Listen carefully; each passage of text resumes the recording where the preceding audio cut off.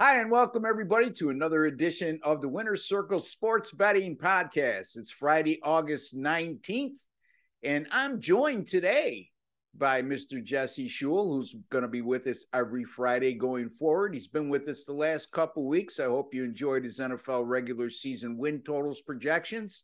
I did, and it looks like some of the audience did as well. So getting some nice compliments on Jesse. And Jesse, how are you, my friend? Doing well, Ross. Doing quite well. That's good. Jesse is on the other side of the world, folks. He is in Thailand. That's where he resides. And Jesse, a 12-hour difference. What a trooper. He's now, we're taping at 12 p.m. Eastern time. And in Thailand, they're 12 hours ahead, correct? Actually, it's 11 hours at the moment. So it's 11 p.m. Time there, right? So Exactly. he's a trooper. 11 o'clock at night. The guy's pulling off these Still podcasts. early for me. Anyway, Jesse, we saw we're going to be covering a couple NFL preseason games, by the way, folks. You're going to be getting free picks from us on the Sunday preseason games between the Cincinnati Bengals and New York Giants and the Baltimore Ravens and Arizona Cardinals. But before we get to that, Jesse, the opening week of preseason and the Hall of Fame game, we saw a combined 14 of 17 games go over the total. Now, that changed a little bit last night. I said it early in the week when I did a show with Craig Trapp, and I'll say it again. Normally, when you see that kind of trend happen, it starts to flip the other way the following week. Not always, but at least at the very minimum, it usually, most times than not, will level off. We saw the under last night in Chicago Bears game. And your thoughts, just general thoughts in that regard. I would tend to agree with you, Ross. Obviously, when you see a trend hit for a long period of time, or not for a long period of time, but in a week one, overwhelming trend in week one, you expect a regression in week two. And we did see the bookmakers sort of come out with a lot higher numbers, but Yes. I seen some pullback though. I mean, the bettors seem to be Yeah. wise to that. Yep. The gambling public is sharper than they used to be.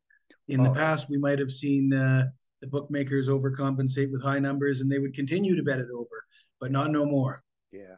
Yeah. A lot more sharper bettors out there, like you said, and a lot more information out there that it's at our disposal. We got the most powerful tool in the world. It's called the internet. And shame on you. If you don't want to do the research, then you should pay guys like us because we do very well. And we do the research. By the way, we're talking to Jesse Schul of jesseschul.com. I'm Ross Benjamin of rbwins.com. And you can find our premium pay selections at both of those websites. And also, Jesse, you mentioned the escalation in the totals this week. I did a little calculating before we came on air. In last week's totals, in week two, they closed at an average of 35.3. And as of yesterday, the current totals on the NFL preseason games were shade over 40. So it's a 5-point adjustment. And it's exactly what Jesse said, because sports books, they're not oblivious to the fact that the general public, for the most part, even though there's more sharper bettors out there, but the general public, for the most part, has a very short memory. And they remember what happened last week. They think it's easy, and they overcompensate for that. And then there's a combination, Jesse. I think we're going to see a lot more starters in week two than we saw in week one. Well, you know what nobody's talking about, Ross, is it used to be week three would be the week that everybody plays Yep. their starters, but isn't week two now week three? Or for Yeah. some teams it should be. Yeah, you know what? I would have thought that would have been the case, but last year it alternated between week two and week three with coaches, where we had more of a consistent week three dress rehearsal across the board. There were some exceptions to the rule. I know Jeff Fisher, when he was with the Titans and the Rams, he liked to play his starters in week four, which was very rare. Most guys, by the time they got to week four, they just wanted to make sure they got to the regular season healthy. I don't know. It's not an exact science the way it used to be, but we'll see. I know, for example, the Buffalo Bills will be playing their starters in the first half on Sunday. Last night, again, we saw Seattle, who Geno Smith played for an entire half. But there's reasons why. I mean, they're a mess right now at quarterback. Who knows what's going to happen there? And then in terms of the Chicago Bears, Justin Fields played last night for about a half. And again, he needs the time. But when you get into veteran quarterbacks, you know, the Patrick Mahomes and the Aaron Rodgers of the world, I would tend to think, based on last year, that some of these coaches are not going to be hesitant not to play these guys at all through the entire preseason. I would agree. Yeah. So, all right, let's get to our free picks at hand. We're going to start with the Baltimore at Arizona game, which goes at 8:00 on Sunday night, national TV. And we're going to let Jesse tell us what the line is on that game, also who he likes, and give us an analysis on how he arrived at that decision. Take it away, my friend. Well, Ross, we talked about those totals, 14 of 17 going over, and how the bookmakers compensate for that. But how do you compensate for a team that's won 21 straight preseason games over the last 6 years? They're trying their hardest. 5.5 points is a lot of points for a preseason game, especially if you're the road team. But you know, let's look at this game and look at who's going to play, and is there any way we could go against a team that's 21-0? Let's see. I mean, I really like the backup quarterbacks for the Ravens. You got Hundley and Huntley, not to be confused. Brett Hundley, former US or UCLA quarterback, who was back up in Green Bay. He got some starting time in Green Bay when Rodgers was injured. He's been around for a while. He's played his fair share of preseason games. I like Hundley as a guy that can move the ball in a preseason game. But Tyler Huntley, he had himself a game against the Titans, threw for 109 yards, touchdown on 16 of 18 passing. Yeah. That's pretty accurate, 16 of 18. But I looked at his stats from last preseason. He threw for 285 yards and 4 touchdowns against Washington last year in a preseason game. So, I mean, this guy's lighting it up in the preseason. Then you got the rookie Anthony Brown of Oregon, threw for 117 yards on 10 of 15 passing. I mean, that's pretty solid too. You go to Arizona. Now, maybe they're going to play Kyler Murray a little bit in this game, but I'm a little bit concerned about their offensive line. They're said to have one of the worst offensive lines in football. And when you got a bad offensive line, do you really want your starter out there running around? I guess Chicago did last night, but a smart coach might not want his starter running around behind a really poor offensive line. And you look at the two backup quarterbacks they got going there, Trace McSorley and Jarrett Guarantano. Not exactly household names, no real NFL experience as starters. Last week, they combined for 198 yards and 2 touchdowns on 20 of 32 passing, which is solid, but it wasn't against a Baltimore Ravens defense. I'm looking at this game and the 21-0 streak, and I'm looking at the money line at minus 235. And I'm not suggesting that's the way to play it, but if you want to put it in perspective, when's the last time you've seen a team win 21 straight games? Never. And if they did, what would the price be on the money line? So let's look at the Patriots that one year when they ran the table in the regular season. What would they be priced on a money line matchup against an inferior opponent? Probably 5, 6, 7 to 1. Yeah. So I know a lot of people throw those money line favorites into parlays and whatnot. It's not something that I actually do, but if that's your thing, this might be one of those games for something like that. But I'm going to look at the Ravens and say, I can't come up with anything to suggest why I should bet against them.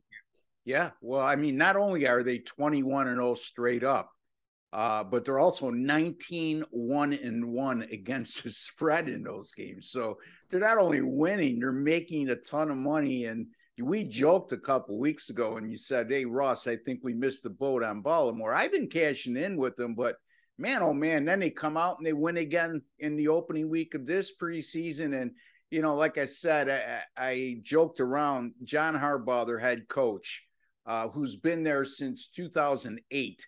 I think if he played fish with his granddaughter, he'd want to win that too. So some guys, if you're keeping score, they want to win. And Harbaugh's one of those games. And you know what, Jesse? It also speaks volumes to the quality of depth that the Baltimore Ravens have had under John Harbaugh in their front office, because, you know, they're accomplishing all this basically playing a lot of the backups. And it's usually backups versus backups in most of these games. And Baltimore's quality of depth is shining through. So I can't disagree. You're going to take Baltimore minus the 5 against Arizona? Yeah, Baltimore? I mean, like I said, I'm looking at the depth that you talked about, and Yeah. I'm comfortable with any of their quarterbacks playing. I'm Yeah. not concerned about how much time the starters are going to see because yeah, I'm comfortable with all of them. Yeah, their quarterback depth is far better than that of Arizona. Um, you know, you mentioned like Justin Fields playing last night, but there's a big difference between Justin Fields and Kyler Murray. Justin Fields is a second-year player that's unproven. He needs the reps. Kyler Murray, by now, you know what you're getting.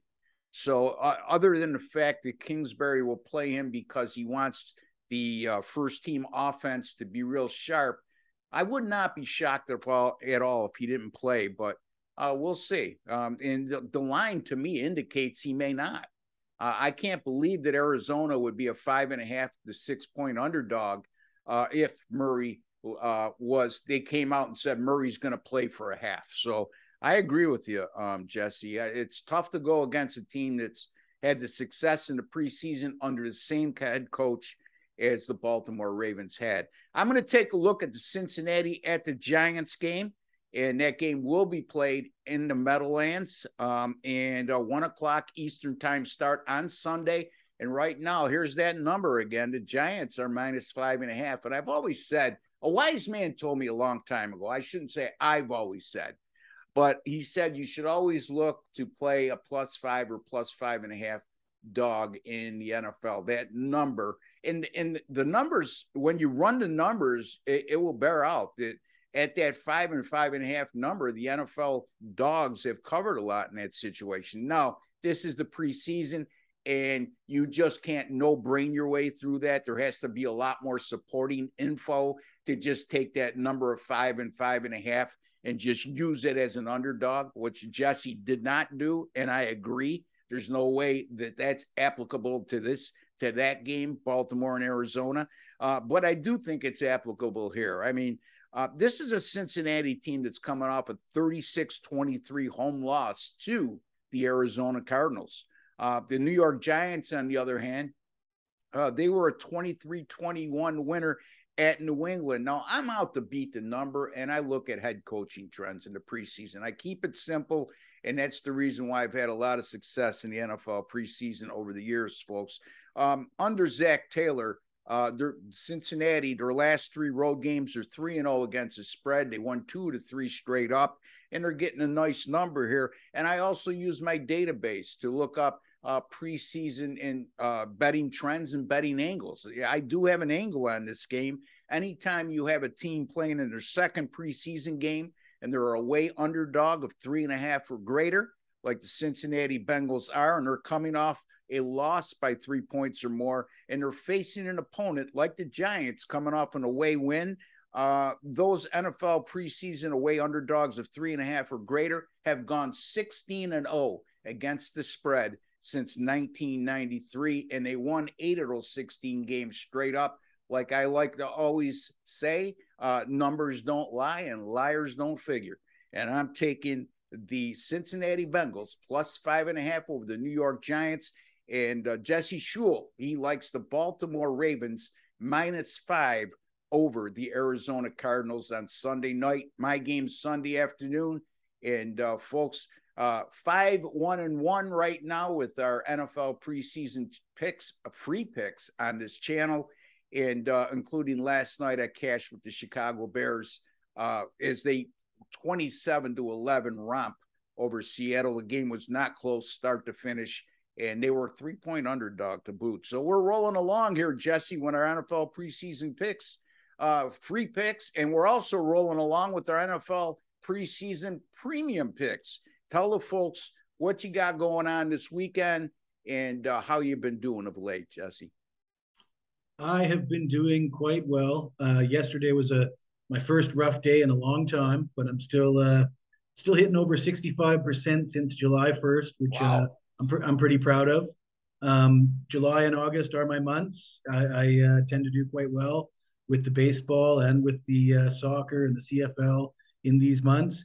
And the preseason NFL 12-5-1 run over the last 3 seasons. I do not play a lot of preseason NFL. I like to hit for a high percentage and be selective, but I do have a play tonight. 12-5-1 is a high percentage. And you could find 71. Yes. And you could find Jesse's picks at jesseshule.com. That's SCHULE. And Jesse, JAJESSE. Easy for me to spell. Anyway, you can find me at rbwins.com. And like Jesse, I've been plugging along here with these NFL preseason picks. I've started this preseason 4-0. Since last year, I'm on a 12-2 against the spread NFL preseason run with my premium paid selections. And folks, I got a game going tonight. I got the winning total in the Texans-Rams game. I got a winning side in tomorrow's Denver-Buffalo game. I'll have 3 other picks up that will go on Saturday and Sunday and Monday, as well as we do have a Monday night game, the only one of the year in this NFL preseason. So a lot going on for me. Folks, if you go to my website, rbwins.com, I guarantee all my single and multi-game daily packages. If you don't win, you don't make a profit, I will take whatever your purchase price was and credit it back to your account so you could use it for future purchases. Also, if you have not registered at my site, and the only reason why you would register is to buy picks. So if you're on the fence about whether you want to spend money on a handicapper who's making a lot of money over the years and certainly making money in the NFL preseason, your hesitancy should be alleviated because I'm going to give you a $100 sign-up bonus for all new registrants at my website. That's rbwins.com. And you'll see right at the top of the page instructions on how to register at the site. Takes all of 30 seconds. And no, Jesse, don't register, and I'm not going to send you $100 cash in the mail. You get a credit. Anyway, for Jesse Shule of jesseshule.com and Ross Benjamin of rbwins.com, we like to wish each and every one of you all the very best. Take care and God bless, folks.